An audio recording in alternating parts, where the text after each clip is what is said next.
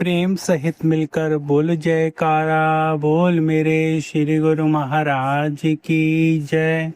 एक बार श्री तीसरी पातशाही जी को कुछ ब्राह्मणों ने मिलकर अपने घर पवित्र करने के लिए विनती की। आप उनका प्रेम देखकर उनके घर पधारे। उन्होंने मीठे तेल से स्वादिष्ट भोजन बनाया।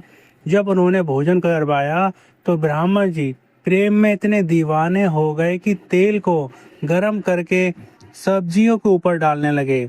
सबने इस भोजन को बड़े आनंद से खाया। आप वहाँ 2 से 3 घंटे ठहर कर वहाँ से आश्रम प्रस्थान किया। अब रात्रि के समय जब वे ब्राह्मण सत्संग और श्री दर्शन के लिए आए तो अचानक ही किसी भगत ने पूछा कि यहाँ पर घी किस भाव मिलता है। आपने तो आज सब्जियों को खूब तर कर दिया। उन्होंने उत्तर दिया कि हमारे यहाँ तो सभी वस्तु तेल से बनाने की प्रथा है, अतः हमने तेल से ही सब बनाया था और ऊपर से भी तेल ही डाला था। ये सुनकर सभी भक्तजन चकित रह गए कि किसी को भी तेल व घी का अंत विदित नहीं हुआ।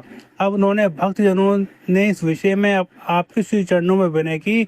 आपने फरमाया कि श्रद्धा और प्रेम की यही विशेषता है गुरुमुखों कि आज तेल के स्थान पर पानी भी डाला जाता तो वो भी पता न चलता।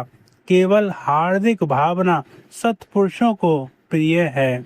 सौभाग्यशाली गुरुमुखों, ये जो मेरी लीला आपको सुनाने जा रहा हूँ ये श्री दूसरी पातशाही श्री गुरु महाराज जी की है।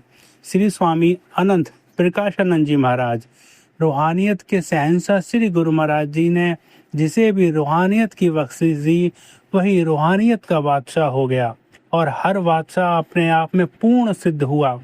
श्री गुरु महाराज जी के सौर मंडल का हर नक्षत्र न्यारा है। ऐसे ही एक दिव्यमान नक्षत्र श्री स्वामी अनंत प्रकाशानंद जी महाराज थे, जिनके श्री वचनों को संगीत घट घट में गूंजायमान है। स्वामी जी जिला सरगोद के धोंदा गांव के निवासी थे।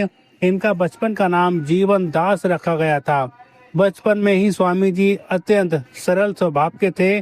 संसार से इन्हें कुछ भी मोह ममता ना थी। बस हर समय ईश्वर की खोज में मन में ही लीन रहते। अब 17 वर्ष की आयु में इन्होंने एक रात्रि स्वप्न में श्री गुरु महाराज जी के पावन दर्शन हुए। श्री गुरु महाराज जी ने इन्हें स्वप्न में ही संन्यास वेश दे दिया और इनका नाम श्री स्वामी अनंत प्रकाशानंद जी रख दिया। तब से इनके मन में श्री गुरु महाराज जी की प्यास बढ़ने लगी और किसी अन्य प्रेमी के माध्यम से चकोड़ी पहुंच गए, जहां इन्होंने अपनी असली मंजिल मिल गई। लेकिन घर वालों ने जाकर श्री गुरु महाराज जी के चरणों में बहुत अनुनय विनय की तो श्री सतगुरुदेव ने श्री स्वामी जी को वापस भेज दिया। घर वालों ने इनको विवाह बंधन में बांधने के लिए सगाई कर दी। लेकिन विवाह से 2 दिन पूर्व ही ये घर से भाग निकले और दोबारा श्री चरणों में आ गए। इनके वैराग्य भाव को देखते हुए दाता जी ने इन्हें संन्यास वेश प्रदान कर दिया। इन्होंने पाकिस्तान में ही लायलपुर के गांव में घने जंगल के बीच एक बड़ा आश्रम बनाया और मुख्यतः इसी श्री गुरु महाराज जी क्षेत्र में प्रचार प्रसार करते रहे। हमारे आराध्य देव श्री स्वामी जी महाराज, श्री स्वामी विवेक सुखानंद जी महाराज, श्री आनंद प्रकाशानंद जी महाराज के सत्संग से ही प्रभावित होकर इनकी शरण में आए थे और इनकी रहबरी में श्री गुरु महाराज जी के श्री चरणों में पहुंचे थे।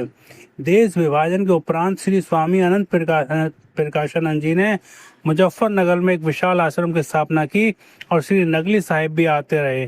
सन 1960-61 में इन्होंने कुरुक्षेत्र और अपनी पारमार्थिक गतिविधियों का स्थायी केंद्र बना लिया और पंजाब, हरियाणा, उत्तर प्रदेश, दिल्ली और राजस्थान में श्री गुरु महाराज जी के नाम का डंका बजाया।